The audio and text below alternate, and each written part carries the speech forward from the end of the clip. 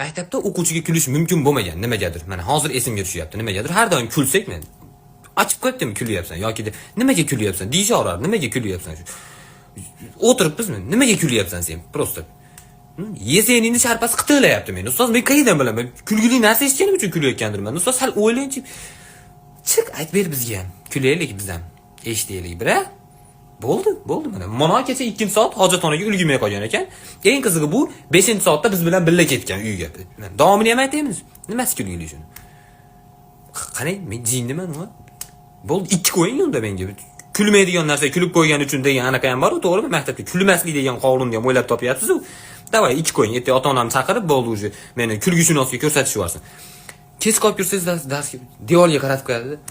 Dars oxirida o'zingga xulosa chiqardingmi? Devorga qarab qanaqa xulosa chiqaraman? Devorga qarab chiqardim. Keyin safar kech qolsam kirmayman darsga. Shu xulosa.